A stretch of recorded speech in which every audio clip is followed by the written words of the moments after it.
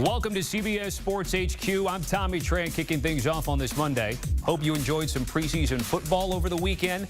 Teams have 2 more games left before the ones that count. We're 24 days away from opening night with Baltimore and Kansas City. Now let's turn our attention to the NFC East. And I'm going to bring this up anytime we talk about this division. No team has repeated as champs since the 2004 Eagles. That's 2 decades. For more, let's turn it over to my co-host Jeremy St. Louis and analyst Lige Douzable. Gents, take it away. Thank you very much, Tommy. Yeah, that is something that is obviously a stat that you're going to hear a lot about. The Cowboys, of course, are the ones that are trying to change that because they were the champions last year of this division. They're looking to repeat. As we do dive into the NFC East, Tommy mentioned it, Eagles 4 straight, 0-1 to 0-4, Lige. So now when we look at this in terms of how this division lays out, we look at the Cowboys, and there's a lot of things that are, we're talking a lot about the Cowboys because of this guy and what's going on with CeeDee Lamb and what's going on with Jerry Jones. But here's a team that's got 3 12-win seasons, no conference championship appearances. So the pressure's on. They got the 2nd best record in the NFL over the last 3 years.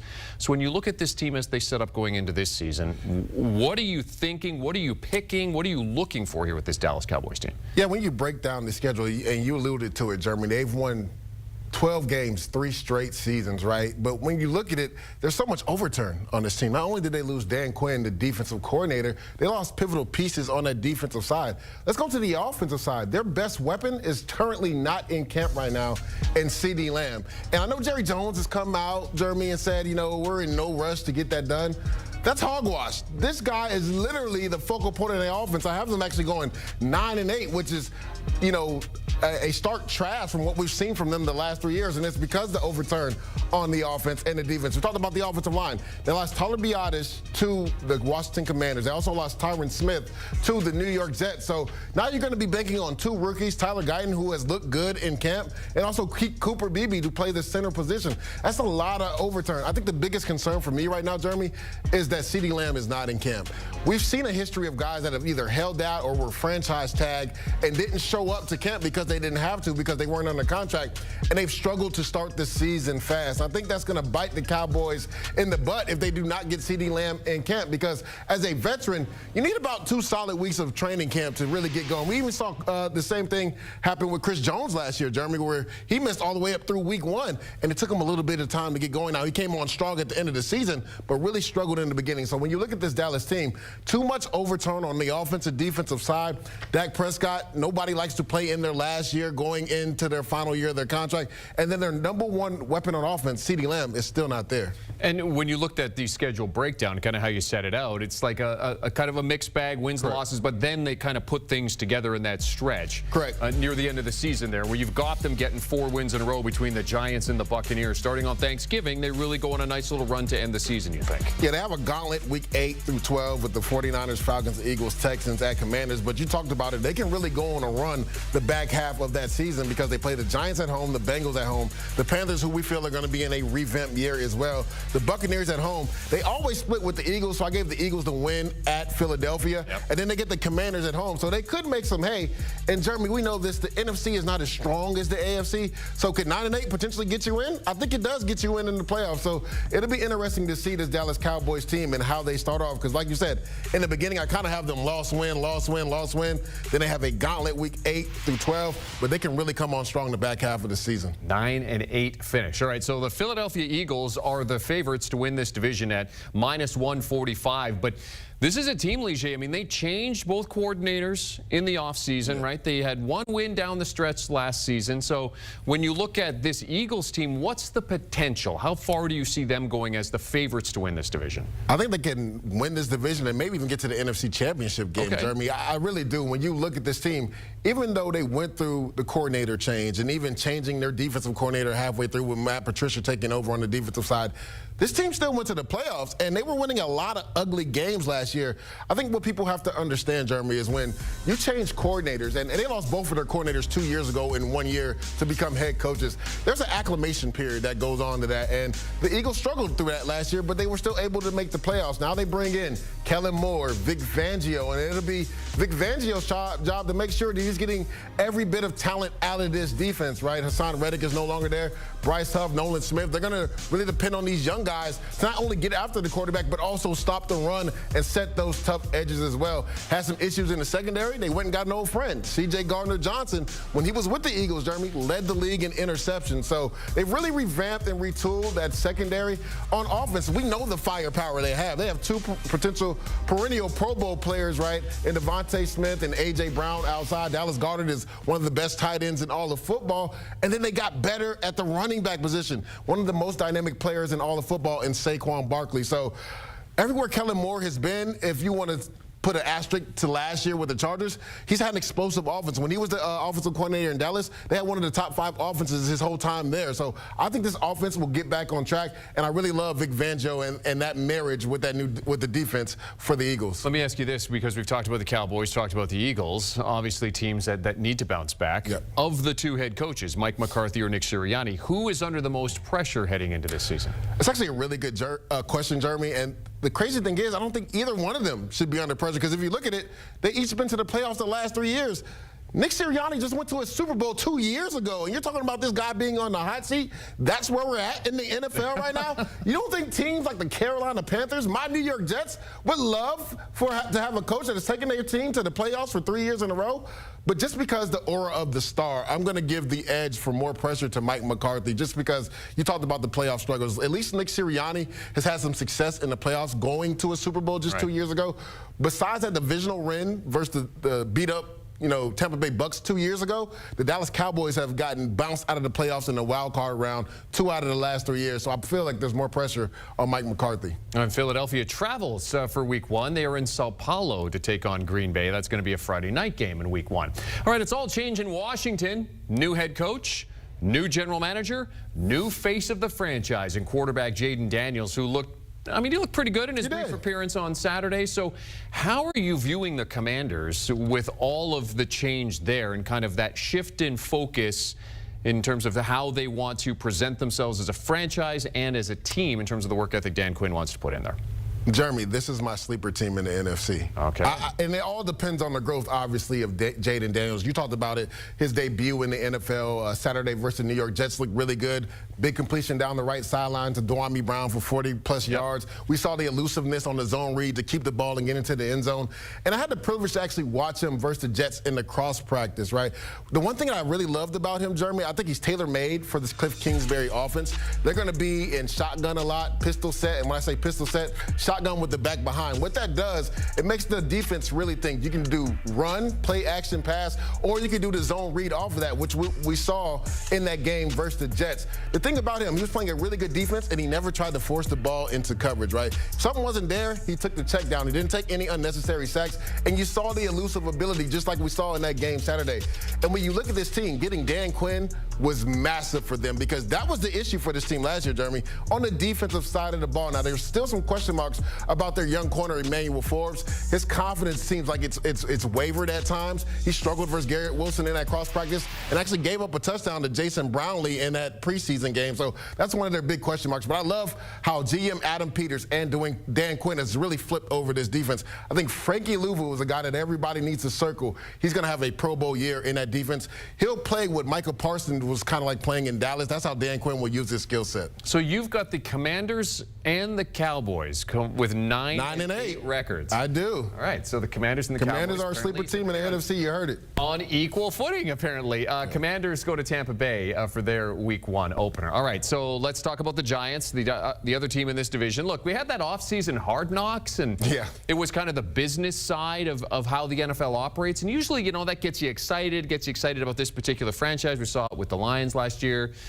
I mean, should I be excited about the Giants? I mean, Talk to me here. Convince me. Like, what is the ceiling for this Giants team in a division that looks to be very competitive? Yeah, I have them winning 6 games this year. I think it's going to be tough. When you look at this Giants team, the offensive line continues to be an issue for them, and it's still going to be an issue. It seems like Evan Neal is coming off of PUP, and he's going to actually practice this week. But they've been able to bring guys in. Illuminor is coming. They've moved him from right tackle to left guard. They're still trying to figure out who their starting 5 is going to be. John Michael Schmitz, they took him last year in the 2nd round at center. He is going to need to take a big step in this offense. And will Andrew Thomas return to the perennial left tackle that he was?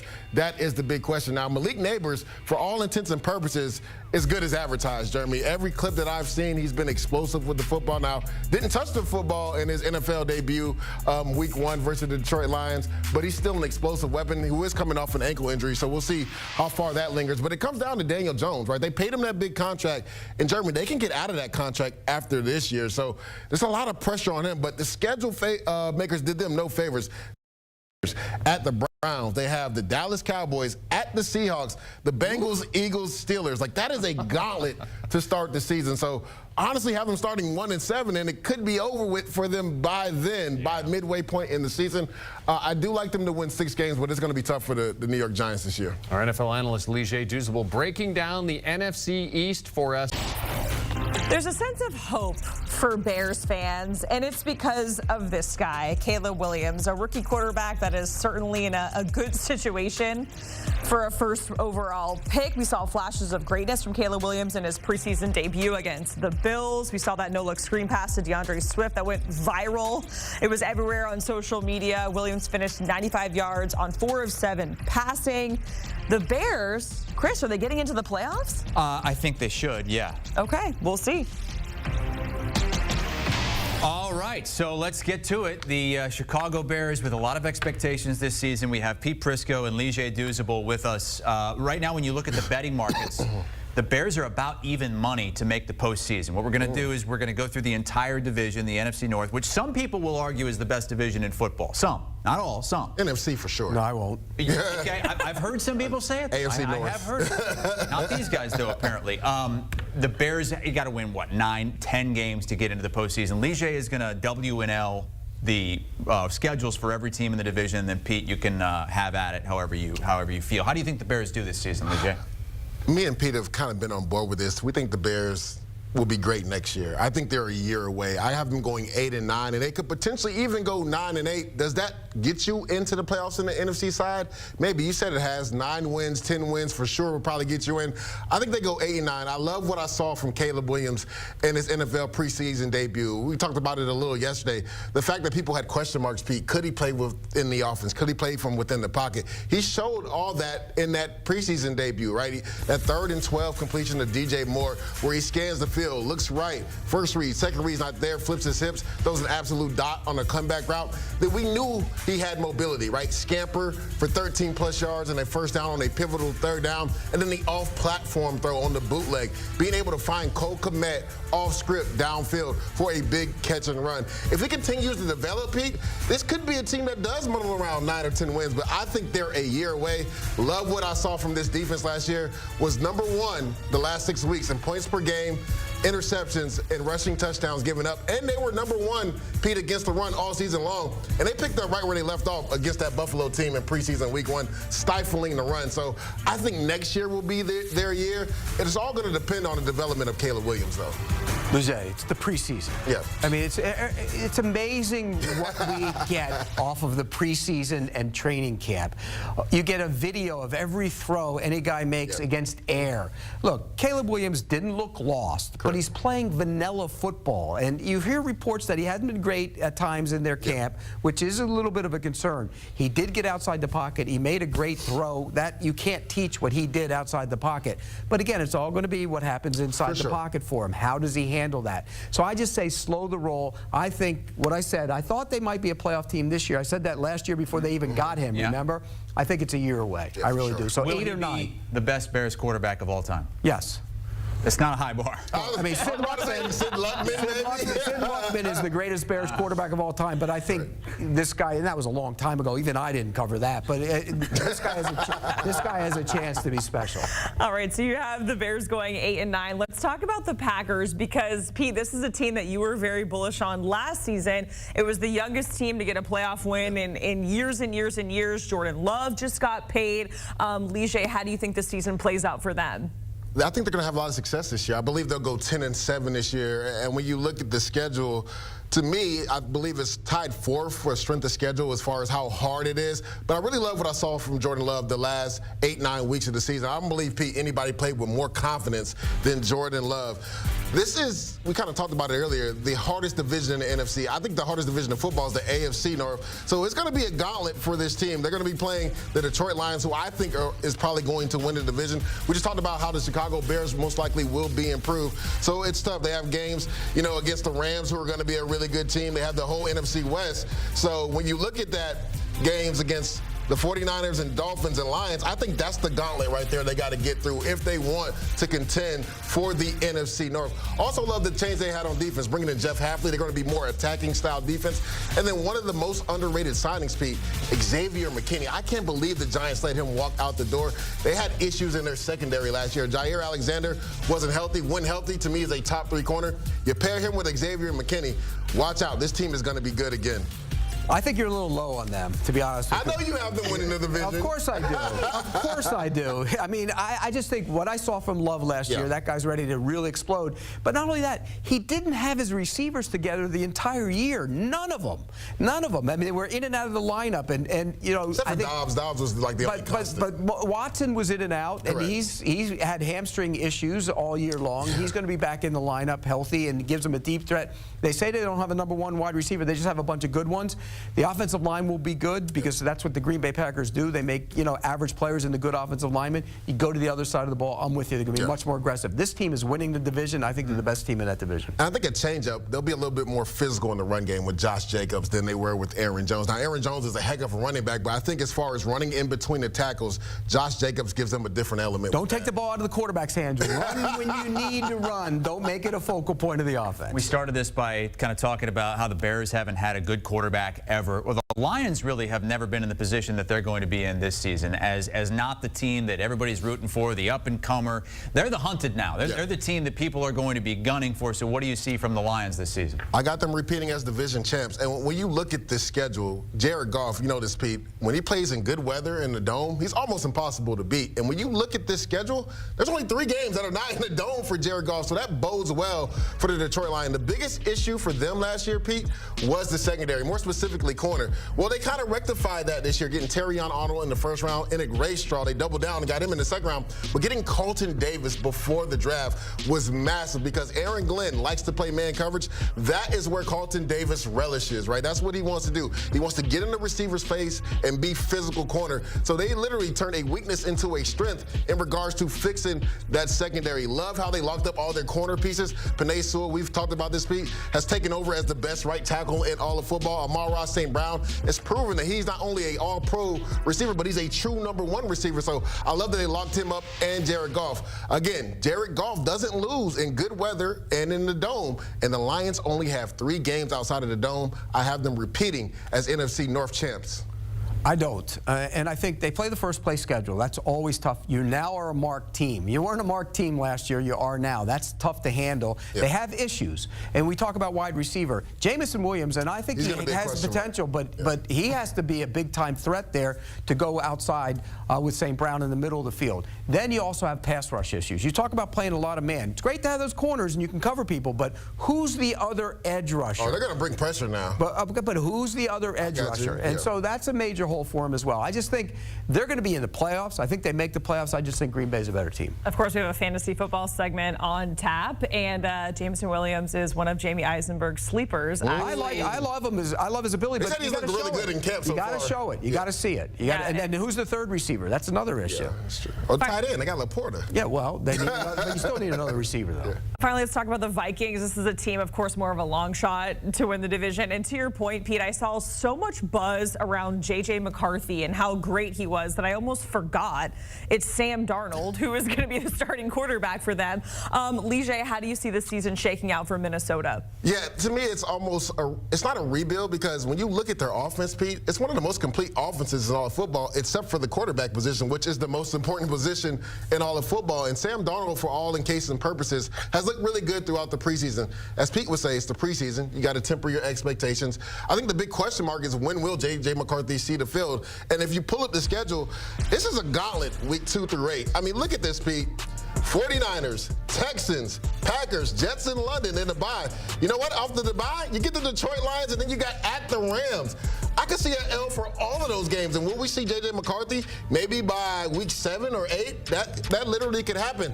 I talked about it. When you look at this offense, right, 2 bookend offensive tackles. They have the best receiver in Justin Jefferson. Another good receiver, Jordan Addison. T.J. Hawkinson is a really good tight end. The biggest question mark is the quarterback position, right? And also, they have a question mark at corner, too.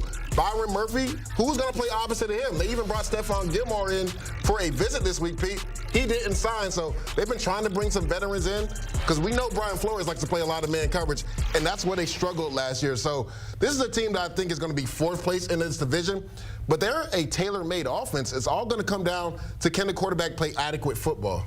Yeah, this is a lesson on if you have one, you're okay. If you don't, you're in trouble, because they don't know if they have one. And if Sam Darnold starts, who knows how long he stays in there. Is J.J. McCarthy the long-term answer? You're right. He did some good things in the preseason opener, but he's playing against bouncers and bartenders. You can't tell. Bouncers and bartenders? Well, most of them are going to be looking for jobs in about 2 weeks. That's what they're playing. Those backups, that's what they are. Wild statement. Well, I mean, that's what they are. And so it's hard to evaluate these young quarterbacks truly until they get into somebody who's actually scheming against them a little bit, and you're playing against real players. All right, Pete Prisco, Lige Douzable. Pete, how does it feel to be back in studio? Love it. Love it. Let's go. I'm ready for the You're going to be losing that tan pretty soon, because you're going to be under these studio lights. Yeah, well, again tomorrow you're coming in. These are actually pretty hot. I mean, I can't tell you how many times I was on the road in training camp and I heard people complaining about the heat in here. Oh, it's been hot. It was hot, okay? I know. Maybe like tiny violin when you're in Miami Gardens. It's nice now, though. It is nice. It feels good here today. All right, we are going to flip the script here, get Ryan Wilson's take on the over-unders, and then Pete is going to respond. So we are going to start with the Bucs. The win total set at 7.5. Baker Mayfield feeling very confident about the team this upcoming season. How you feeling, Ryan? I feel confident about Baker Mayfield, and I feel confident about the over on that number. I had him going 10-7, and as you noted, Jenny, they've won that division 3 straight times, and people every season, it feels like in August, try to find ways to make them not win that division. Todd Bowles doesn't care. Baker Mayfield doesn't care, and I think Baker Mayfield is an example of a person who landed in the right spot after being something of a journeyman. I love what they've done there, and it starts with Baker, who got the money he was deserved. Mike Evans is back. They have Chris Godwin. They drafted Jalen McMillan, who's having a really good camp, and I know Pete was excited with what he saw from him. They lost Ryan Jensen, the center, so they drafted Graham Barton to play center out of Duke, and I think that offensive line's going to be better, and this division's wide open. And if that's the case, and you have all your guys back for the most part, starting with Baker, there's no reason they can't do what they did last year. They went 9-8. I gave them another win. They're 10-7. I'm with them on this. I think, you know, they have a tough little part of their schedule where they have the Ravens, then the Falcons, the Chiefs, and the 49ers. That's going to be a tough little grouping to navigate through, but I love this team. I think Baker Mayfield, the players love Baker Mayfield, and there were actually guys when I was there telling me that they like him more as the quarterback, as a guy, than they did Tom Brady. Tom Brady was tough. He was a little standoffish. What? Yeah. Not as a player, but as a person? Yes. As a the guy. Tom the guy Brady, they can bad rally guy. around. No, not bad guy. Just they like him better. And Baker's a dude. Baker's a dude. I mean, Baker plays with a chip on his shoulder. Guys like that. And Tom Brady, not a dude. Well, you know. We got you cornered, Pete. You're not getting out of this. I'll tell you exactly what it was. Tom Brady when he was in his 20s, maybe, but Tom Brady became something above that. You know, it's like kind of like Taylor Swift when she was in her 20s. Tom Brady's now an elitist. Okay, we got it. Yeah, you're different. You can't, when you're, believe me, when you're 40. 40, you're not hanging around with 25-year-olds. We know. You know. What about when you're 65 like you? You can hang out with everybody if you're like me. Hanging out with 40-year-olds. Yeah, but you can do that. I hang out with everybody. But bottom line is, I think the Bucs have a great mix of young and old. I mean, you look at their veterans, you know, Levante David's still there, Mike Evans is still there, but they add guys like McMillan. They have young players in the secondary they are excited about. Tyke Smith, a rookie from Georgia, they love him. Yaya Diaby might have 15 sacks this year. I love what they've done. Vita Vea's trimmed down. They are the team to beat in that division, and they know it. The odds do not say that, though. The odds have them around 3-1 to win that division. That makes no sense to me, The Falcons, the favorites. We'll get to the Falcons in just a second, but first let's jump to the Saints. Kind of a ho-hum offseason for them. Ryan, what do you see from New Orleans with their win total at 7.5? The funny thing is, Chris, they were 9-8 last year. They did not feel like a 9-8 team. The Green Bay Packers were also 9-8, and they felt like a team that was surging at the right time while the wheels were falling off in New Orleans. It starts with Derek Carr, and look, he's an average quarterback, maybe slightly above average. But again, in this division, if you can play average football and minimize mistakes, you're going to have a chance to win some games. So I had them finishing 9-8. I don't feel great about it. If you told me 8-9, I would understand that as well. Their defense is going to be pretty good, like it usually is. They have real issues to sort out along the offensive line. They drafted Trevor Penning a few years ago out of Northern Iowa in round 1. He has not worked out at left tackle.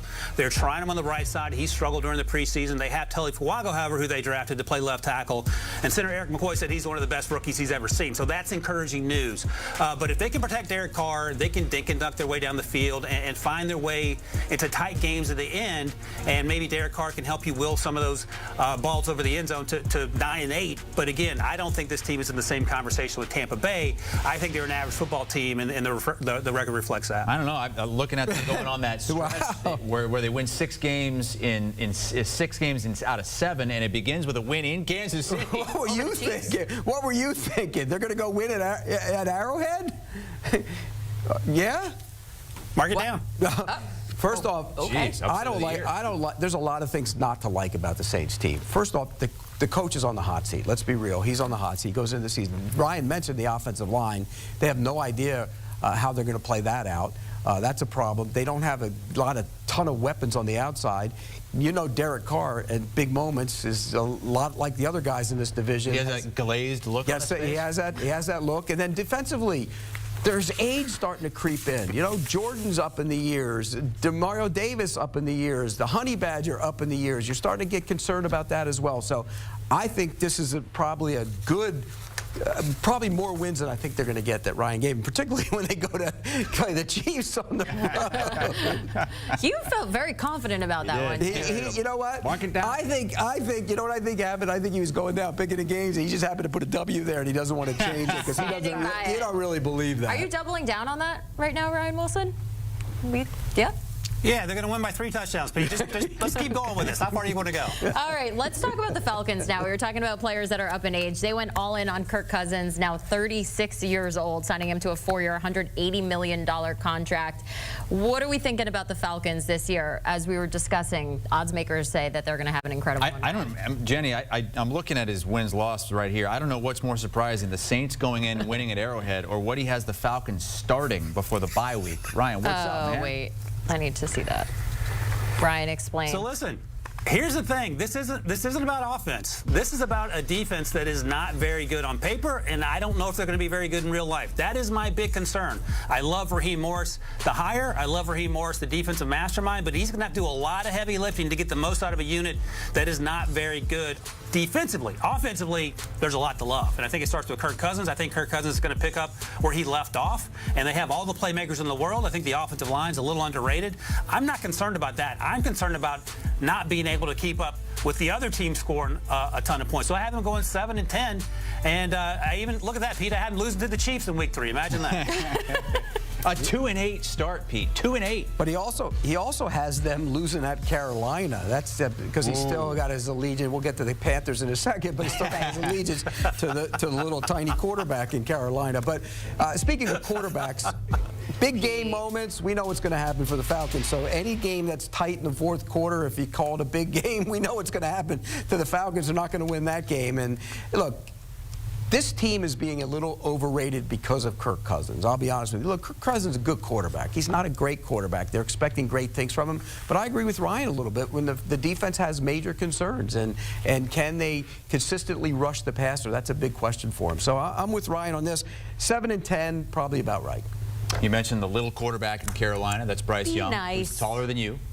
Barely. And I think bigger than you now. But I don't have to stand in the middle and look over 320-pound defensive tackles to make a throw either. Ryan, what do you have Bryce Young doing in his second season? Pete was giving me a hard time about the Saints beating the Chiefs. I'm fine with that. You know, these games happen. He is not wrong. I'm trying to find wins for this Carolina Panthers team. It's not easy. They lost Brian Burns. This defense has similar issues that it had a year ago without Brian Burns. I think the offense, they went out and signed some offensive linemen. They're trying to protect my guy, Bryce Young, a quarterback. They went out and drafted Xavier Legette. They traded for Deontay Johnson. They drafted Jatavian Sanders, the tight end out of Texas, and also his running back mate there, Jonathan Brooks. So they're trying to make this team better, but it's a lot of squinting to try to find 5 wins after they won 2 games a year ago. I like Dave Canales to hire on paper, and the things I've seen him say feel like the direction you want this organization to go. I think Bryce Young is going to be fine as a quarterback. Is he going to be Patrick Mahomes? No, but I think he'll be serviceable or even better than that. But 5 wins feels about like the ceiling for me, Pete. Yeah, 5 wins is probably about right at the most. I mean, maybe 4. I don't. What's their over/under? I mean, 5.5. Yeah, I think they're an under team. I don't think there's any doubt about that in my mind. And again, Ryan outlined a lot of the concerns, but the biggest concern for me, he didn't even outline, is Bryce Young. I don't think he's going to be very good. I think he's an average quarterback at best. And you know, you could talk about the size. Really, if you go through the history of the league, and we had this conversation on the sideline in Rochester the other day with Ryan, where I was standing there. You go through the history of the league, there aren't a lot of small guys who had great success playing quarterback in the National Football League. And so I just don't understand. Who's on that list? Drew Brees? Russell Wilson, maybe. I mean, you know, there are others, but there aren't a lot of them. And so it's hard to think a guy's going to be an outlier when you picked him first overall. And like I said to Will Levis, I said, I still can't believe somebody picked that guy over you. Pete loves his Will Levis. Even well, I mean, he's a stand in the court. He can stand in the court, stand in the pocket with a big, strong arm and make the throws. The other guy can't even see over the line of scrimmage. That's a problem. All right. I guess he would know. As what are you, 5-1? The NFC West sent 2 teams to the playoffs last year with San Francisco and Los Angeles. Niners got to the Super Bowl and are basically co-favorites to get back this year. Cardinals ended the season 4-13, but Kyler Murray's healthy, and he's got some new weapons. Our lead NFL insider, Jonathan Jones, recently caught up with Kyler Murray, who thinks teams and people from the outside might be sleeping on him. There's no thinking, you know, we're just going out there and doing and working on what we're working on, fine-tuning all those things and the details. But I'm excited, man. This offense, I put no limitations on this offense, you know, and I know, you know, people are sleeping on us, but it is what it is, you know. Why do you think people are sleeping on you? Do you pay attention to it? No? No, you see it. You see everything. You see it. Try to stay off of social media as much as possible, but, like, you see, obviously, who they talk about, who they don't talk about. Like I said, you know, winning cures all. Yeah, season's right around the corner, so. Let's welcome in Ryan Wilson to talk about the NFC West. R-Dub combed through the schedule like he's combed through that hair. We're going to go in reverse order of how the standings finished in 2023. Are you ready, Ryan? Let's go. It's been about 2 years I've made that joke, so I feel like I can get it out once every 24 months or so. All right, let's get to the Arizona Cardinals, who finished 4-13, as I mentioned, last season. But you're bullish on them, R-Dub. You're not sleeping on Arizona, 9-8. Yeah, and Kyler Murray's words could be prophetic, but I think he's right in that teams are not taking, or people are not taking the Cardinals as seriously as perhaps they should have. Now, when you look at the schedule, I went through the schedule for each of the teams in this division. I had them starting 1-5, but this is a brutal stretch to get things kicked off, and it's reasonable to think they're going to win more than one game in those first 6. But you talk at Buffalo, then the Rams, then the Lions. I haven't beaten the Commanders, as you see there, and then it's at San Francisco and at Green Bay, and that will be a true test of just how far this team has come. But I think the overall message Kyler gave favor, our JJ there, is that we are better. People are not taking us as seriously as perhaps they should have. I think a huge part of that is Kyler and the way he played coming off that ACL last year, Tommy. I was impressed with what he did. Clearly, the Cardinals front office and coaching staff was, because they didn't target a quarterback in the draft. They went out and got Marvin Harrison Jr., who is going to be for Kyler Murray what we saw Jamar Chase do for Joe Burrow, what we saw Steph Diggs do for Josh Allen. And I think that's the reason why this team can get to 9-8. And if they win more than one of those first 6 games, maybe they're double-digit wins, Tommy. And there's an emerging tight end star, and McBride as well, so a lot to be bullish on for the Cardinals again. And a lot of people, including our Pete Prisco, high on the head coach, said he did a very good job for them last year. Let's get to the Seahawks. They finished 9-8 last year. And again, you've taken a look at the schedule, and it's about the same. Am I right? Yeah, you texted me earlier. I didn't realize that I had some duplicates here. I was just going through the schedule and trying to find wins and losses. Obviously, this is the first year without Pete Carroll at the helm for the Seahawks in a long time. But they did pretty good with Mike McDonald, the former defensive coordinator from the Baltimore Ravens, who is going to have this defense on point. That unit will be playing better. And, oh, by the way, Ryan Grubb is the new offensive coordinator. Where did he come from? Well, down the street. He was coaching the Washington Huskies and Michael Penix Jr. You're going to see some of that high-flying offense in Seattle this year, now that Shane Waldron has moved on. So I had them going 9-8, the same record as the Cardinals. And there's no stretch in the schedule where they either win more than 2 in a row or lose more than 2 in a row. So it feels like a 500 team that can get some breaks and get to double-digit wins. But I think maybe they're a year away, year 2 with Mike McDonald's, when they start to turn the page and turn the heat up in that division. It was interesting seeing you mark the wins and losses on that schedule, because I did notice they have the Rams late in the season, which could be the difference between a 9-8 and a 10-7. I only bring that up because if we get to LA, Ryan, you have them at 10-7, 1 win better than Seattle. Yeah, and it starts with Matthew Stafford, who feels like he's still 30, 31 years old, and his ability to throw the ball still has one of the best arms in the NFL. We know what Puka Nacua did last year with those 1,400 receiving yards. Cooper Kupp's going to be healthy. They continue to get better and younger at the running back position through the draft. They have Audric Estime, who they got this year out of Notre Dame. So there's a lot of reasons to feel good about this team. And yes, Aaron Donald's gone, but they got Jared Verse. They got Jared Verse's teammate, Braden Fisk, both out of Florida State. They're going to provide some impact. They have some young, really good defensive players. And a name I will have you keep an eye on, Tommy. It was Puka Nacua last year. This year, keep an eye on Jordan Whittington, the 6th-round pick out of Texas. He had a huge Week 1 preseason game. He feels like another great Les Snead, Sean McVay pick who's going to contribute offensively. All told, 10-7. I think this Rams team is going to go back to the playoffs again because of Matthew Stafford. But I think also the defense won't have quite the drop-off some might expect without Aaron Donald there. It was fun to see them make it to the postseason, and they open up the year, Sunday Night Football with the Lions. So that should be a fun one as part of a tremendous Week 1 slate. And then we'll get to San Francisco again, talking a lot about mirrors in terms of how they finish and how you project them to finish in 2024 here. So take me through the San Francisco schedule and mark those 12 wins for me. Yeah, again, 12-5. Brandon Ayuk feels like he's staying put. This is one of the weirdest trade situations I can remember in quite some time in the NFL. But they drafted Ricky Pearsall in the first round for a reason, as perhaps a contingency plan without Brandon Ayuk. You still have Deebo Samuel, you still have Christian McCaffrey and George Kittle. That offensive line is really good with Trent Williams anchoring the unit, and we know what Brock Purdy can do. But when you look at the schedule here, Tommy, have them starting 5-1, I have them ending 5-1, and that feels about right. In the middle there, Week 7, I have them losing to Kansas City at home. They could certainly win that game. And then I have them losing back-to-back games on the road in Week 12 and Week 13 at Green Bay, at Buffalo. So you could talk me into them winning 1, maybe even 2 out of those 3 games that I just mentioned, and then getting to 13, 14, 15 wins. That feels realistic, and that sounds nuts when you're talking about a 17-game schedule. But there are very few holes in the San Francisco team, Tommy, whether Brandon Ayuk is there or not. I think Brock Purdy is going to continue his upward trajectory. We know what Kyle Shanahan can do, and I think the defense isn't going to miss a beat because that defense has been so good for so long, even as they churn through these defensive coordinators as they get jobs elsewhere.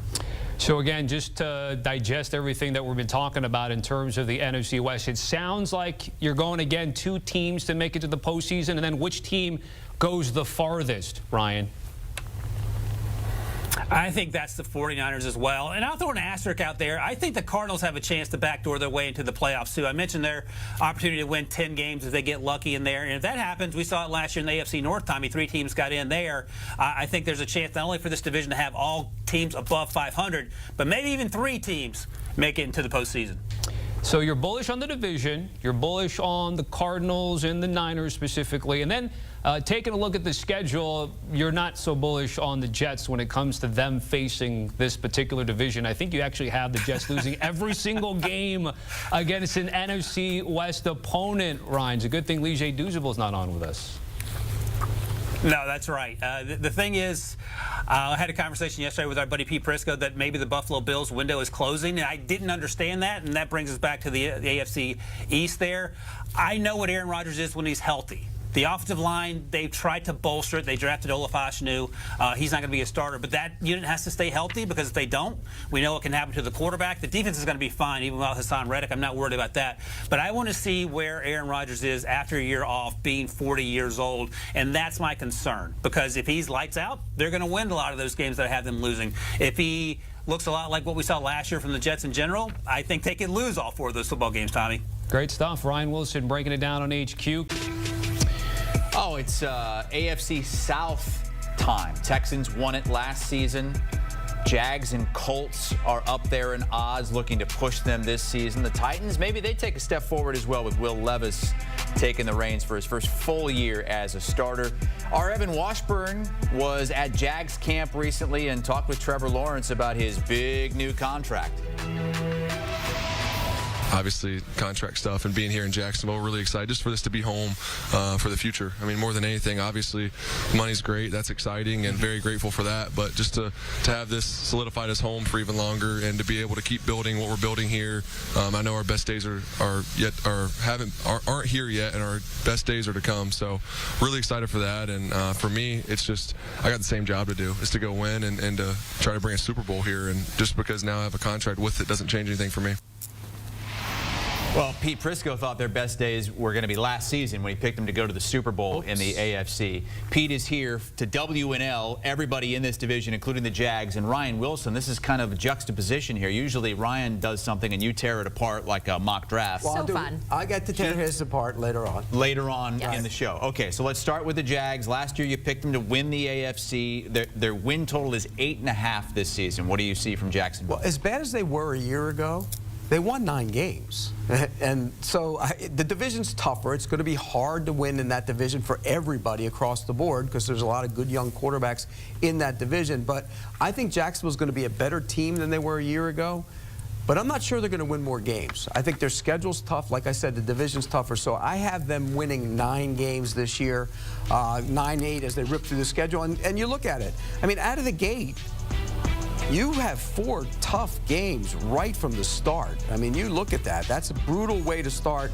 And if they can navigate through that at 2-2 or 3-1, then I think they have the chance of a successful season. But they are a better football team this year than they were a year ago. And they've learned how to win and deal with bad problems. They didn't know how to handle it last year when things went bad. They're better apt and capable of handling that now. I'm not sure how they learned how to win when they lost all those games down the stretch to get to 9-8. But I do agree with your other point, Pete. I think this is a much better football team, and the record may not reflect that. They may have the same 9-8 record. And I went through your wins and losses to try to pick it apart. I don't have a lot to push back on. Maybe they lose at the Dolphins in week 1, or maybe they struggle against the Browns in week 2 if Deshaun Watson's healthy. But they could win those games easily. And then the only other 2 games I could come up with, maybe they can beat the Bears on the road in the middle of the season. And a few weeks later, they play at Philly. But again, those are road games against tough opponents. We don't know what those teams are going to look like in terms of where they are in their journey through the season. So 9-8 feels about right. I think you're right. This is a better football team. I have questions about the wide receiver position after Christian Kirk. Brian Thomas Jr. is a rookie, and he's a big play threat, but he's still learning the position. I think you saw him out there at camp and said as much to me. Gabe Davis is coming up for Buffalo. What are they getting from him? Obviously, they know what they have in Evan Ingram at tight end, but it all starts with Trevor Lawrence. And as he mentioned to Evan there, he's got all the money that he needs. Now it's a matter of going out there and playing week in and week out. Just of note, Pete was also there that day. He made sure to let us know that he was at Jags camp that day. Trevor would only talk to Evan. I don't know what happened there. Well, I got Josh Hines Allen. He changed his name. He did change his name. That was actually a good one because he actually had a screensaver from a year ago from when I said they didn't have a game record on his phone the entire year. It said 41 game record. Look at you. And so I told him he owes me some of that contract that he signed. And did he agree to give you some of that? No. Of course not. All right, we're going to look at the Texans now. They won the division with 10 wins last season, but they added Stephon Diggs. Right now, win total is set at 9.5. But you don't know if Diggs is going to be good or bad for that team. What do you think? Well, he wasn't good for the Bills in the last couple of years, and he wasn't good on the football field the last 10 games of the season last year. If you go look at his numbers, they were below average, to be honest with you. And being in Buffalo last week, or Rochester when I talked to the Bills, I can tell you they're not too sad that he's gone. And, you know, look, he's going on a one-year deal, so he's probably going to be on his best behavior with the Texans and try and get a long-term contract. He turns 31 in November. That's old for an NFL wide receiver, so you got to be careful with that. I just don't know how this team's going to handle being the hunted. You know, last year they surprised a lot of people. And C.J. Stroud's, you know, if he has the same type of season he had last year, he's on his way to being truly special. But that's a bit, you know, we don't know if he can. Sometimes second-year quarterbacks fall back a little bit. I don't think he will. But I think this schedule is brutal this year. You play the first-place schedule. You play a tough division. I just think it's going to be tough to navigate. I don't see them getting past 9 wins. I got them at 9-8. Jenny and Chris, we heard Pete there mention he was in Rochester last week. The highlight of his trip to Rochester, good old Ryan Wilson came to see him on Thursday, and this is how we ended our trip together, just because you know that Pete's a solid person. We sat on a park bench and we had some ice cream, and that's a true story. Really? So think about that. Sweet. You got Pete Very to nice. eat food? That's the first time that's happened in over a year. No, it was good. That ice cream place is the best ice cream place anywhere. What is it? It's a dairy. It's a dairy. It's unreal. All right. Ryan will attest to it. It was the best. You walk up, you milk the cow, and then they take that fantastic. over to the ice cream shop. No, we got it Churn the other way. slowly. All right, Ryan, do you agree with that? His take on the Texans? Oh, yeah. I was know. so excited to talk about ice cream and Pete, I forgot. So here's the thing, and I told Jack, producer Jack, this, that 9-8, 10-7, excuse me. No, 9-8, excuse me. They went 10-7 last year. The same record as the Jaguars. I have a hard time seeing that. I understand what Pete is saying, and Stephon Diggs may not be the person he was in the previous seasons with Buffalo and the Minnesota before that, but they have Nico Collins. They have Tank Dell coming back off of injury. They got Joe Mixon. He has been banged up so far, but he's going to be helping that running game. The offensive line and the defense are going to be better. I'm not concerned about C.J. Stroud. So I went through Pete's wins and losses here, and look, 9-8 feels a little low. I could get to 11 wins. Maybe there's 2 more wins out there, whether it's week 1, Pete has them losing at Indy. Maybe they can beat the Packers on the road. But again, all the losses that I'm talking about are games that are on the road where it's always tough to win. But I think 11 wins feels a little closer to reality for me, especially after this team won 10 games last year. But Pete points out, tougher schedule. People are now coming after them. They're not surprising people. But I have a lot of faith in what DeMeco Ryans was able to do last year. So you've got the Texans and the Jags with 9 wins, Pete. And spoiler alert, you don't have the Colts or Titans at 9 wins. Who do you have winning this division? Well, I think the Texans will win the division. Okay. I do. I think they'll win. They'll find a way. But it's going to be tight the entire season across the board. I think all the teams in this division are all better than they were a year ago. Including the Colts, who hope to have a healthy Anthony Richardson this season. And I've heard some of our analysts, some of our betting analysts, they like the Colts to win this division. They won 9 games last season with a guy that you think's just a backup quarterback in Gardner Minshew. Well, if Anthony Richardson stays on the field, they're clearly a better team because he's a better quarterback than Gardner Minshew. But that's a big if. I mean, it's been a problem in his entire career. But more than that, this team hasn't won the division. I mean, you know, for all the talk about how great they've been drafting and good offensive lines and Chris Ballard's a star, time for them to win a division once in a while, and they haven't done it under this regime. So I do think it's a big year for them from that standpoint. They have questions in the secondary, particularly at corner.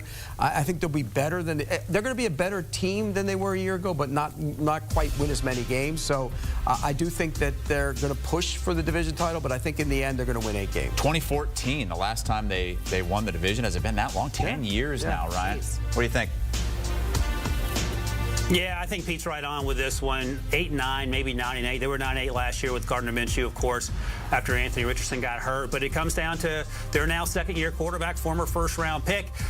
They're using kid gloves with him in terms of bringing him back from that shoulder injury. He only played a handful of snaps in the Week 1 preseason game. Missed some throws, perhaps rust. Maybe it doesn't matter. I'm not concerned about that. He did run the ball one time and got out of bounds, which is what he has to do. He cannot take hits, as Pete's favorite player in this division, we'll talk about in a second, took a couple hits he shouldn't have taken in that Week 1 preseason game. But I think the Colts are probably right around 500. We'll need some breaks to get above 500. But the questions that Pete point out are the same ones that I have. So your favorite player got to be Will Levis, right? The Mayo man. Well, I mean, gotta be I don't have a Levis. favorite player. I just think he's going to be a star quarterback. Okay, so they won 6 games last season. The total now 6.5. Which way are you going? I have him going over, but barely. Barely. I think this team's a year away. I think first-year head coach, I think he's an impressive guy, Brian Callahan. I think getting his father in there as the offensive line coach is big for that franchise. The left side is young. You have a rookie left tackle. You have your second-year guard. They signed a free agent center. They're going to be better on the offensive line, but I think they might be a year away on the offensive line. But I do think Will Levis now has weapons. Calvin Ridley, he's going to be able to get the ball to those guys. I think the ball gets out quicker. He's so much more comfortable with where he is as a quarterback in this offense. Do you think every team in this division is better than they were last year? Wow. I do. I think this division is sneaky good, and I think they're going to cannibalize each other. I think it's going to be tough to win at the other guy's spot, no matter where you're playing. So it's going to be a tough division, but I think they'll win 7 games, and watch out for them a year from now. All right. Brian? Pete, I give you credit. I thought you would have this team winning 10, 11, 12 games because of Will Levis, but I think you're on to something. And I think, look, I went back and watched all his snaps, the handful of snaps he had in the Week 1 preseason game. He's better, and I think he feels more comfortable, and you talked with him at camp a few weeks ago, and I think this offense is going to help him, and the playmakers they've surrounded him with will help as well. He had no playmakers last year, and the offensive line stunk. Also, J.C. Latham, their left tackle, the rookie they drafted at Alabama, he's going to be special. And when you pair him with Peter Skoronski, last year's first-round pick at guard, they're going to be able to run the ball, which is also going to help Will Levis a lot. The only thing is he's got to quit taking these stupid hits. You can't do it. It's not sustainable. You're going to get hurt. Otherwise, I agree with everything you said. One quick note on the Titans. On the defensive side of the ball, Denard Wilson, the defensive coordinator, is a future head coach in waiting, and everybody I talk to raves about him as a coach. So keep an eye on them. He came from the Ravens. He's going to be a heck of a coach. Well, it could be the most hotly contested division in the NFL, Patriots notwithstanding. The AFC East with 3 teams with a win total between 9.5 and 10.5. And we are going to get win total picks and a division winner pick from Lige, who played some ball in that division back in the day, and Danny Cannell. You didn't play in the AFC East at all, did you? No. Played in the NFC East many years. Let's start with the Buffalo Bills. Josh Allen and company. The win total is set at 10.5, Lige. They've won 11+ each of the last 4 seasons. I'm going under. When you look at this Buffalo Bills team, the turnover of this team, more specifically on the defensive side, and then at the receiver position, more specifically, when you look at what this team looks like, there's only one receiver that has actually caught a pass from Josh Allen. That's Khalil Shakir. So there's always an acclamation when you're a quarterback, right, in regards to having that continuity with your receivers. Now, I do believe with offensive coordinator Joe Brady, there'll be more 12 personnel, which is 2 tight end sets. They'll run the football, which they did really well with James Cook last year. But my question is Josh Allen, right? This is the first time he won't have a true number 1 receiver. And when you look at the turnovers, number 1 in all the NFL in turnovers, right? And then something that was real telling, DK, that I looked up, when Josh Allen turns the ball over that next drive, usually equates to 3 points per that drive. So let's talk about giving points away to the opponent. And you know this, DK, when you turn the ball over, you have a higher percentage of losing the game. I believe when you look at Josh Allen, I believe he's 9-9 when he has 2+ turnovers in the game. So that'll be the big question mark. Because he doesn't have the true number 1 receiver, because there is a revamped defense, there's going to be more asked of him. And usually when he's put in stress situations, that's when he can turn the football over. So I think Buffalo will be just under that. I think I have them going 10-6, but I'd have them going under 10.5. He doesn't have that true alpha receiver that he had in Stephon Diggs. He might down the road in Keon Coleman, but Keon Coleman's still a relatively inexperienced receiver. And I think he's going to be good in the long haul, but I think it's going to be a lot to ask of him to carry a lot of that workload. And I would tend to agree with Stephon Diggs, who was on record saying Josh Allen will not be the same quarterback without me until I see it. We've seen the numbers, Josh Allen, prior to Stephon Diggs getting there the first 2 years, and then how much they just incrementally went up all of a sudden. And now without him, there is going to be a learning curve there. I do think the Bills also they've been so dominant. They're not going to get the automatic wins against the Jets like they have. I think the Dolphins are going to be better this year, a team they swept last year, and the timing of the calendar when they play them, I think actually does the Bills a disservice when they have to come down week 2. But I look at the stretch of week 4, 5, and 6. 3 road games in a row that is an absolute gauntlet. And I think this could be a rough start for the Bills this season. So I'm on the under as well. I think this division will end up being the toughest in the entire NFL, and I think the Bills will be one of the teams that gets into the playoffs but doesn't win the division. So I'm under the 10.5 as well. Yeah, DK, you mentioned that week 4 through 6 stretch. Week 6, the Jets on Monday Night Football. The Jets, their win total is at 9.5. We're assuming it's going to be a healthy Aaron Rodgers. It's this revamped O-line. They made some moves there, some pieces. And, Lige, you were actually on the last team that had 10 wins for the Jets. I was. Back in 2015. Crazy. Back in the day. No. Crazy. So, I mean, are you going with the over, the under? Where are you feeling on this team? I'm going over, and like you said, it all depends on if Aaron can stay healthy, Aaron Rodgers. Now, the biggest question mark besides that is what we were kind of talking about not too long ago, Hassan Reddick, who's asking for a trade. He's such a big part of what they want to do on defense, being the closer. And if you assume that Aaron Rodgers is going to be healthy, the Jets are going to have a lead, and you need your closers to finish out games, and that's Hassan Reddick. But Aaron Rodgers having a revamped offensive line, Garrett Wilson with Aaron Rodgers for a second year. Mike Williams just got called up off the PUP. This is probably the best roster this Jets team has had since probably that 2015 team that I was on. We know they have a championship-type defense. 2 Pro Bowlers up front of the defensive line. 2 Pro Bowlers at the linebacking position. Sauce Gardner, all-pro at the corner position. This defense is stifling and will get after you. I have the Jets going over and winning this division. Woo! Way to just ruin the surprise at the end of the show. So I'm on the over as well, but I was way more bullish on this team until we heard the news that we just did about Hassan Reddick trying to force this trade. We mentioned, I think they probably figured out, but I wonder if it could be a tough stretch. Correct. The other thing that I'm trying to wrap my mind around, because I don't think it's going to be that big a deal because the quarterback play has been so bad. But you mentioned it, Lige, like what if Aaron Rodgers isn't healthy? What if he does, pull some muscle because he's coming off the Achilles and tries to do too much? I don't think you see the return of the MVP Aaron Rodgers. You don't need that. If you can just get the version that gives you, 28 touchdowns, 26 touchdowns, 5 or 6 interceptions, something he's been throughout his entire career is extremely efficient, I think you'll be just fine. So I've got him going over as well. And then I did look at the end of the schedule, week 14, 15, back-to-back road games at Dolphins, in Jacksonville, a couple road games in Florida, and then, followed in week 17 by the Bills and Dolphins. That's a tough finish. The last game is at home, the last game, week 18. Yep. But still, it is a tricky finish to the schedule, and I wonder what type of toll that could take on an entire team that could be taking a pounding at the end of the year. And we talked to Jonathan Jones last week at Jets camp, and he was talking with some Jets players who said that it's kind of unique with Hassan Reddick because, we'd love to have him, but they know how good they are without him. They were already one of the best defenses in football, so maybe that helps a little bit. The Dolphins also have a win total of 9.5. Danny, they won 11 games last season. Over. Now, Deuce and I were down there a couple weeks ago at training camp, and I don't know, I felt like you get personally attached to teams. You start talking to some of their players. We talked to Tua, we talked to Tyreek, we talked to Coach McDaniels. Yeah, it's like when you watch Hard Knocks and you think, oh my God. Exactly. The Texans are going to be amazing. I will say this. I love the mentality. I think there's a great team chemistry, a camaraderie where they were all celebrating Tua's new deal. And I really felt like they meant it because they took ownership of the criticism that Tua had taken on.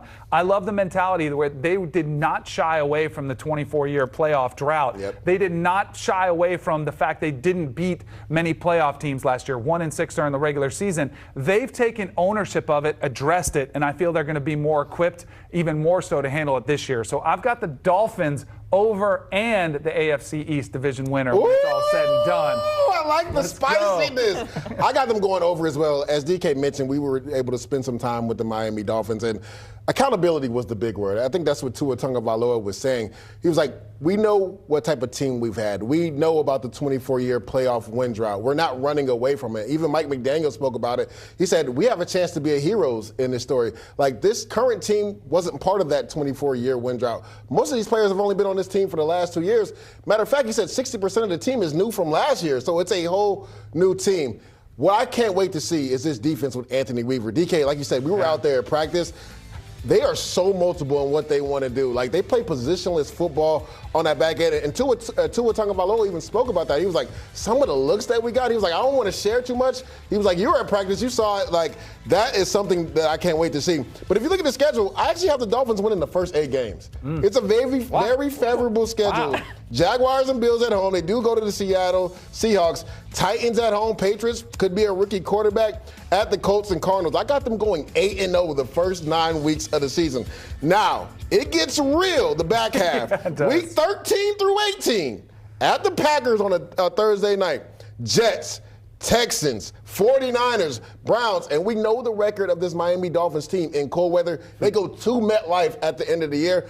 This was the question last year, DK. Could they finish strong? Could they beat playoff-type teams? Can they win in cold weather? Because we saw what happened when they went to the Kansas City Chiefs in negative 30-degree weather. That was ugly. So that's going to be the big question mark because they had a 3-game lead against the Buffalo Bills late in that year, and the Bills walked them down. Tua Tagovailoa, Tyreek Hill, they spoke about this, and Tyreek doubled down and was like, the best teams in football play their best football in November and December. So they're cognizant of that, and they know what's on the schedule. All right, one team left to talk about in this division. One of these teams is not like the others. The Patriots, 4.5. That's their win total, the lowest in the NFL. It's the Gerard Mayo era there, which is still weird to say that Belichick is not going to be there in New England. Is there any chance they can go over it, or are you guys taking the under? This is crazy that it's only 4.5. And I'm going under. DK, when you look at this team, it's a total rebuild, right? On the offensive side of the ball, Jacoby Brissett is the starter. We were talking about the rookie quarterbacks earlier, and we didn't even mention Drake May, but when will he eventually be the starter, right? They've mixed up the offensive line, new pass catchers on the outside as well. Now, this defense will be pretty good. They always have been under Gerard Mayo, but this team is going to be led by this defense, but you worry about the offensive production. I just think it's going to be a tall task for the pieces that are going to get mixed between the offensive line, the pass catchers, right? And if you just look at their roster currently compared to the other teams in the AFC East, there's a lot of talent deficiencies on their roster. So I actually have them going under the 4.5, DK. I got the exact same thing. And I hate it, but I do think this could be one of the teams battling to be the worst in the NFL. It is a total rebuild. Totally agree with you. Because I did see Gerard Mayo saying Jacoby Brissett's going to be our starter, and the mentality was that Drake May needs this year. I think they're going to be so bad they're worried about Drake May, kind of what happened to Bryce Young last year, where it's a rough year, you're getting beat up, and then all of a sudden people are wondering if you're a bust. I would prefer them to throw out Drake May to the wolves, so to speak. Let him take that beating. Really? Let him learn. If you're not ready for that, if you can't take the criticism, then you're probably not built to be a franchise quarterback. That's true. But the reps that you would learn out there in a real season, the entire season, would have you more prepared. Because I still think they're going to lose, whether Drake May plays, but they don't have you more prepared to step in and be ready in year 2 the next year you're starting. But I think it's going to be a rough year for the Patriots. And you guys already told us who you thought would win the division. Danny's going with the Dolphins, the team he grew up cheering for, and Ligier going for the Jets, one of the teams he played for, and the team he cheers for right now. A big surprise from these guys. Although the Bills right now are the odds-on favorites to win it with the highest win total of 10.5. Both the guys think the Bills, though, are going under. They'll start week 1 on CBS against the Cards. Most intriguing game here of these AFC East teams, at least of the games on CBS. Dolphins hosting the Jags. The Patriots are almost double-digit dogs in Cincinnati. And the Jets will play on Monday Night Football in Santa Clara against the 49ers. The Chiefs are coming off back-to-back Super Bowl wins, which is impressive in its own right. But Kansas City also an 8-time defending AFC West champ. It's prediction time as we dive into the division where LA boasts a new head coach in Jim Harbaugh. Vegas made theirs official, removing the interim title for Antonio Pierce. Chiefs are the heavy favorite to make it 9 straight. In terms of making or missing the playoffs, you would have to lay minus 500 for Kansas City to cash your ticket. All right, time to talk win totals with Pete Prisco and Lige Douzable. So Kansas City has a sky-high total of 11.5 wins, and yet both of you guys are still bullish on that win total. Lige, start us off. They have to be the favorites for the Super Bowl. I'm not betting against them anymore, Pete. I learned my lesson But the 12 last couple of wins or years. more. They're going over 11.5 wins. I also think this is a down year for this division as well when you look at the Broncos potentially playing a rookie quarterback. The Raiders don't know who their starting quarterback is going to be. And now there's question marks with Justin Herbert. Will he be healthy enough to start week 1 for the LA Chargers? So when you look at this Chiefs team, right, Pete, the thing that's fascinating about this team is that they've been able to reinvent themselves over the years. They beat you in a multitude of ways. Like going back to like 2019 and before that with Patrick Mahomes where he threw for 400 yards. Now they have a top 5 defense that he can really lean on, right? This defense will stifle you. And getting Chris Jones back was the biggest thing for the Chiefs this offseason. We know we're both fans of Trent McDuffie, all-pro year last year. You think he takes another step as well. This defense is stifling. And then Andy Reid is talking about throwing the ball down the field a little bit more. They didn't really do that last year. They went and got the fastest guy in NFL history in Xavier Worthy. Now, there is some concerns because Hollywood Brown did just get injured, and we'll see where his status is when the season starts. And then also with Rashid Rice, we'll see with the off-the-field stuff what happens with him. But I'm not betting against Patrick Mahomes in this defense anymore. I think they'll be a little bit more balanced, run the football with Isaiah Pacheco, one of the best offensive lines in football, and they will attack downfield with Xavier Worthy. I got them clearing 11.5 easy. I think I have them going 13-4.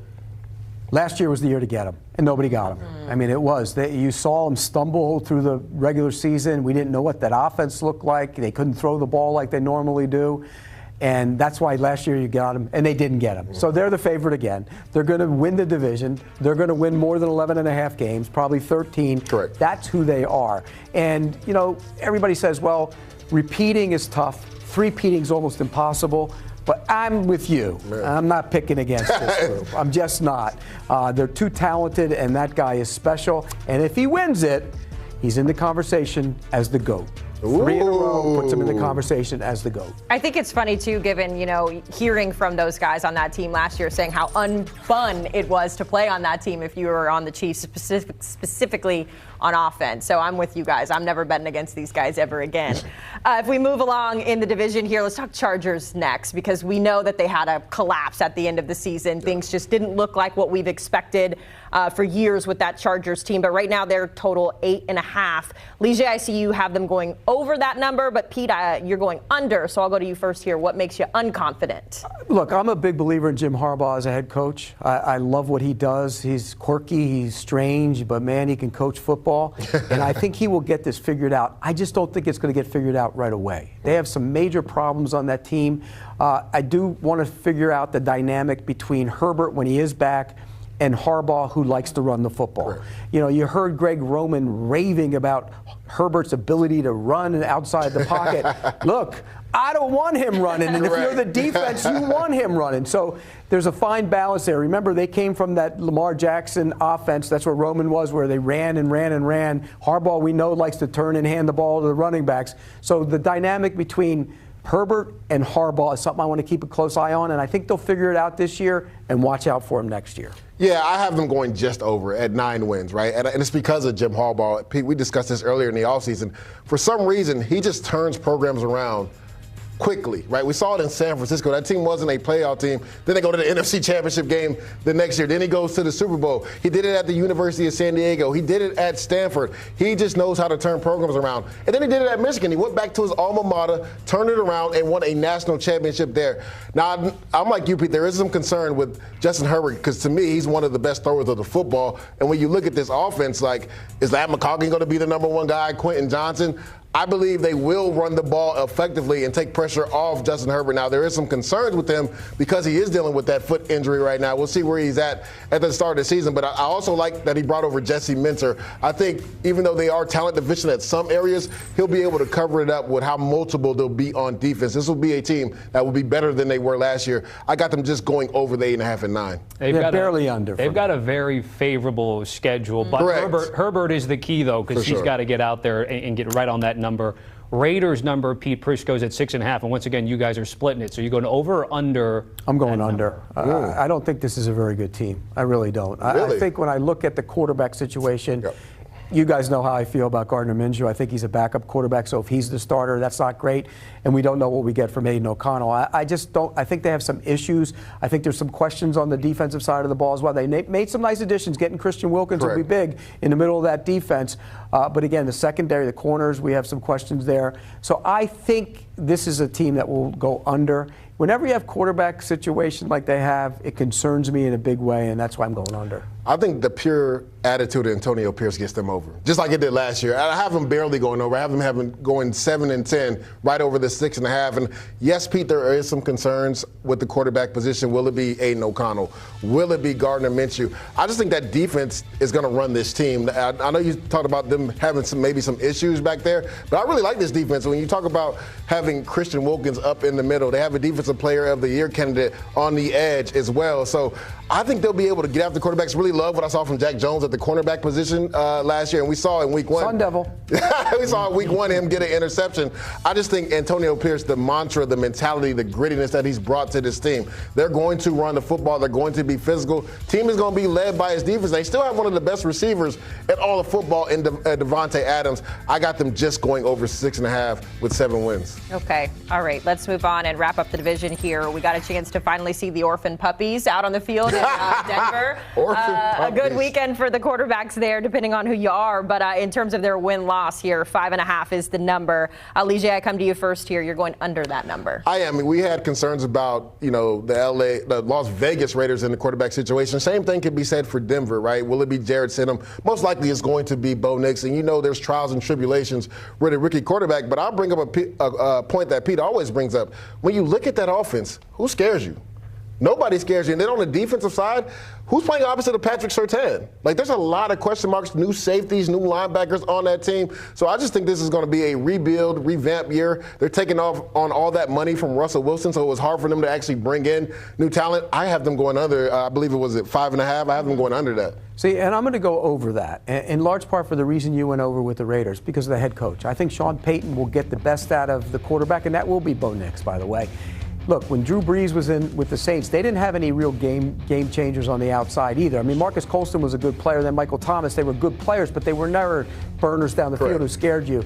They knew how to get the ball to those guys. I think Peyton will figure it out. I think Bo Nix will be okay. He's not going to be great in his first year, and I think they'll be better on defense than you think. So I'm going with the head coach. I think he'll find a way just to barely go over. They're not going to sniff the playoffs or anything. They're going to be like the Raiders. Not going to slip the playoffs. Guys, I love chatting football with you both. So much great insight. Lige and Pete helping us break down the AFC West. Here's how the AFC West will unfold in week 1. Of course, everyone's excited for that AFC Championship rematch between the Ravens and the Chiefs. The Chiefs come into that one a 3-point favorite, but excited to see that one. Then you get a little 2-for-1 in the division there. Broncos at Seahawks. Seahawks favored there. And you also get the Raiders at Chargers. That's the one that you get in the division there. Raiders and Chargers, with the Chargers a 3-point favorite. This is CBS Sports HQ Spotlight here on CBS Sports Network. Chris Hassel and Amanda Guerra, and I'm really excited about this program. Got a lot of good stuff coming up, including Josh Pate live and in studio. Okay. Talking fall weddings. Who's like your best friend? You know the fall wedding conversation? You're not even listening to me. That isn't one of yes. The fall wedding conversation. Yes. Weddings should not happen during the fall. Sorry for all of you who either had fall weddings or are planning fall weddings. I had a fall wedding. Okay, but it was like 1,000 years ago. It was, thank you. You got married when you were 20. 17 or 18 years ago, something like that. Looking forward to that a little bit later in the show, but we're going to start with the NFL. Do you remember your anniversary day? Yeah, November 10th, 2007. Okay, there we go. Just making sure for the wife, because we absolutely love her. Yes, we were starting with the NFL. We are finishing our win totals for NFL divisions and finishing with the best of the best. We are talking about the AFC North here. This is the division, I will say, amongst our experts, that is the most contested. We have had an expert to pick every single one of these teams to win the division. Mm-hmm. Maybe the only person that has picked the Steelers has been BMAC because he is biased. We'll talk to him here in a second. The odds don't necessarily reflect it. You have the Ravens sitting at plus 145, the Bengals plus 165, so they're close. Then you jump to the Browns at plus 450, the Steelers at plus 750. Also want to mention 3 of these 4 teams, the Browns, Ravens, and the Steelers, ranked as the top 3 most difficult schedules in the NFL. So let's welcome in our guys, two-time Super Bowl champ with the Steelers, Bryant McFadden. We're going to get to them, B-Mac. Hang on just a second. We also have John Breach here. John, we'll start with you. We're going to start with the team that won this division last year, the Ravens. They had a 13-4 record. Their win total, though, set at 10.5. Are we going over or under that? Amanda, I am going way over. I mean, you look at what this team has done since Lamar Jackson kind of took over that starting job in 2018. They have finished in the top 3 in the NFL in rushing in each of those 6 seasons. They have finished number 1 in 3 of those 6 seasons. And now you're adding Derrick Henry to that offense. I mean, that's preposterous. That is almost unfair. They're going to steamroll opponents. So I think this offense is only going to be better than it was last year when it had the number 1 rushing offense in the NFL. You have Todd Monken, the offensive coordinator, getting another year under his belt. And again, he has Derrick Henry to work with. Now, do the Ravens have some question marks on their offensive line? They sure do. They're working in 3 new starters, so we're not sure what that's going to look like. But when you have Lamar Jackson and Derrick Henry, it does give you a little margin for error. So I think the Ravens get 12, 13 wins. So I love the over here. I think that I would take that at 11.5. John, I'm right there with you. Cool points provided by you. I'll just keep my analysis very, very simple. This is all about Lamar Jackson. I take the over, of course, but this is all about Lamar Jackson. When you look at the last 5 years, right, with the Baltimore Ravens, Lamar Jackson, John Harbaugh, the times where they did not surpass at least 10 wins, it happened with Lamar Jackson being injured.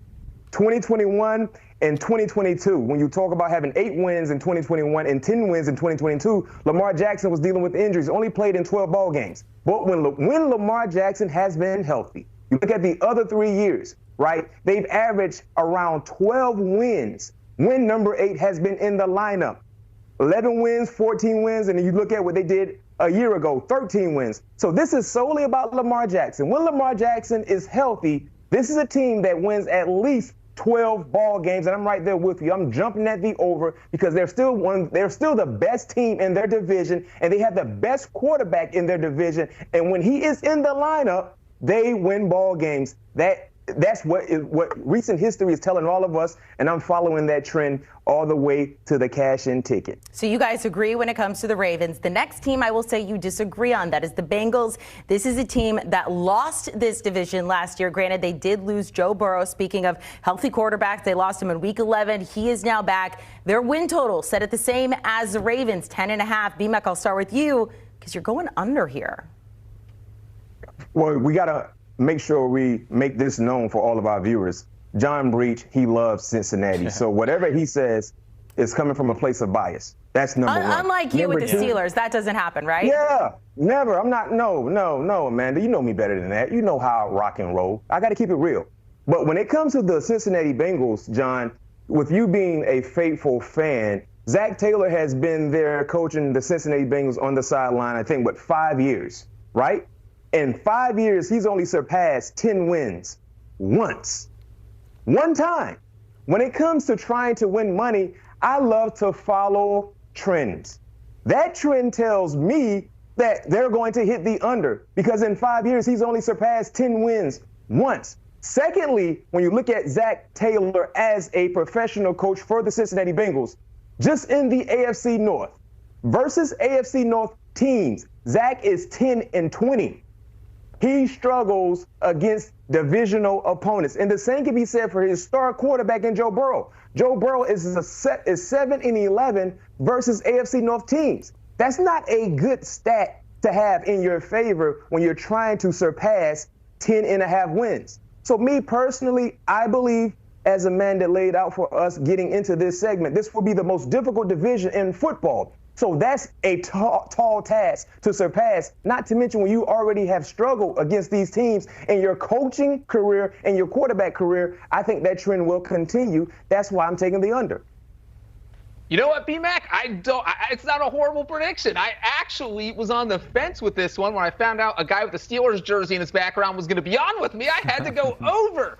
But here's the thing. Here's how I feel about the Bengals. And it kind of echoes what you said about the Ravens, Lamar Jackson. When Joe Burrow's healthy, this team is good. Any season where he has started more than 11 games, they have ended up in the AFC Championship. They have been good. So obviously, this all comes down to Joe Burrow's health. I mean, you look at the Bengals last season, they had everything go against them. Nothing went in their favor. Joe Burrow missed 7 games. He's only healthy for about half of the 10 games he did play in. And they still finished with a winning record. They still went 9-8. So I think if you have Burrow out there, the offensive line is better. The running backs are more well-rounded. The receivers are just as good as they were last year, as long as Jamar Chase actually starts suiting up for practices and games. And so there's a couple question marks on defense, maybe in the secondary, but I think this roster is better than what they had last year. You have Joe Burrow, who is going through a full training camp for the first time. So I do think they can get to 11 wins. I am really, it's going to be close, but I'm going to take the over. Biased or not, and you admit that it was difficult for you. John taking it over for the Bengals. B-Mac going with the under when it comes to those 10.5 as a win total. Let's go to the Browns here, and this is a very curious team. There's so many question marks around this team. You have now 2-time Coach of the Year, including last season, Kevin Stefanski. The return of Deshaun Watson. They came up second in this division last year with an 11-6 record. Arguably, and Jets fans will go back with this, one of the top 2 defenses in the NFL. But their win total right now set at 8.5. John, which way are you going for the Browns? I think the Browns are the hardest team in this division to predict. If they finished 13-4, I wouldn't be surprised. But if they went 7-10, I wouldn't be shocked. There are just so many question marks, and most of those revolve around Deshaun Watson. He just hasn't been the Deshaun Watson he was earlier in his career. We haven't really seen him take off in Cleveland yet. Maybe this is the year that it happens, but I just haven't seen enough from him that proves to me that it is going to happen. Then you look at all the guys that are coming back from injury, Nick Chubb, Jedrick Wills, Jack Conklin, just a bunch of key guys. You don't know what they're going to look like when week 1 rolls around. So I would take the under, but 8.5 is just so low. I think every AFC North team finishes with a winning record, so I'm going to go over. Yeah, that's the right move. Take the over. 8.5 is extremely low for a very, very talented team on either side of the football field. I echo your concerns, John, when you talk about Deshaun Watson. But the Cleveland Browns, they're the one team in the National Football League where they don't really rely on their quarterback as much. Heck, if you look at their success a year ago, that proves my point. This is a team that is overly balanced where they don't need outstanding play from the quarterback. So I'm taking the over. And one of the big reasons why I'm taking the over is because of their schedule. Look at their first 5 ball games. They got Dallas at home, travel to Jacksonville. You got the Giants, you got the Raiders, you got the Commanders. When you look at the first five ball games, I easily see 4-1. 4-1. And if you look at the rest of the schedule, winnable ball games where they will be the clear-cut favorites going into those ball games as we see it right now. Against the Chargers, against the Saints, against the Broncos. And then within divisional play, they're going to split ball games against maybe Baltimore, Cincinnati, and Pittsburgh based on the history of these divisional teams. So when you factor in the easy start for the first 5 weeks of the season for the Cleveland Browns and then having winnable ball games throughout the schedule against the Chargers, the Saints, and the Denver Broncos, all you need to do is get to 9 before you get into divisional play. So I think this is a very, very talented roster. This roster is too good, regardless who is playing quarterback for them, to not get 9 wins. So I'm taking the over. First 5 games, very nice for the Browns. I will say, though, after that, starting week 6, they are ranked, according to CBS Sports, as the toughest schedule in the NFL. Steelers coming in with the 3rd toughest schedule, according to CBS Sports. Let's make this easy. Big questions around the quarterback position here at B-Mac. They made it to 10 wins last season because you got Mike Tomlin. We don't know what's going to happen. Win total set at 8.5. What is your prediction? And then also, are they winning this division, B-Mac? Are we still going that way? Okay, the second question is harder to answer than the first. The first, for me, my prediction, over. That's the only option. For the other teams, you have 2 legit options. Either you take the over or the under, right? For Pittsburgh, Mike Tomlin, it's always over. It's no other option. And here's why. It's super simple, Amanda, John. Mike Tomlin has been coaching the Pittsburgh Steelers for 17 years. For 17 years. There's only been 3 years where he did not win at least 9 games. 3 years in his 17-year career there in Pittsburgh where the Pittsburgh Steelers did not win at least 9 games. Is there a stronger trend in football when it comes to what Mike Tomlin does reaching 9 wins? No, that is one of the strongest trends in the National Football League. So I can talk about the roster, I can talk about the quarterbacks, the potential, the defense. I can do all of that. I'm just going to solely talk about what I've seen in 17 years with Mike Tomlin. Only 3 years where he didn't get 9 wins? No question. The only option is over. Your second question, will they win the division? Right now, as I see it today, Amanda, I'll be real. I'll say no. Okay. But that doesn't mean they can't get into the playoffs. They didn't win the division last year. Guess what? They got into the tournament. So they still will get into the playoffs. They don't just need to win the division. That's okay. I'm okay with that. BMAC won't send me a birthday card if I take the under here, so I'm not taking the under, but I do think the over hits. I actually agree with BMAC. I think he made a bunch of good points there, and the Mike Tomlin point is the key one. This guy has never finished under 500 in 17 years in Pittsburgh. I thought for sure this streak would end last year with Kenny Pickett at quarterback. It didn't. Mike Tomlin just wills this team to wins. Not only did they finish with a winning record, but they went to the playoffs, as BMAC said. So then you look at what they did this offseason. They upgraded an offensive coordinator. Arthur Smith is a great hire. They're going to upgrade at quarterback. I don't care if it's Russell Wilson or Justin Fields. I think both of those guys are at least a small upgrade over what they had in Kenny Pickett. We already know their defense is a force that just runs through opposing offenses. So I would be shocked if the Steelers don't win 9 games. So I think the over does feel like an easy bet here. John, I'd be a little upset at BMAC because I feel like he took the under with the Bengals out of spite. And you still took the over with the Steelers. Anyway, we're short on time here, guys. Who gets into the postseason out of these 4 teams? BMAC, we'll start with you. Baltimore, Pittsburgh, Cleveland. I don't have Cincinnati making the playoffs. I'm sorry, John. It's mathematically possible for all 4 of them to make it, BMAC, but I'll say everyone but the Browns. Everyone but the Browns. Very interesting there. Okay, guys, I appreciate it. Thank you so much. Can't wait for the season to get started. We'll see how it all unfolds. Brian McFadden, John Breach there. Week 1, AFC North matchups. Ravens at Chiefs. All eyes will be on that. That game is kicking off the season. Chiefs at home favored by 3.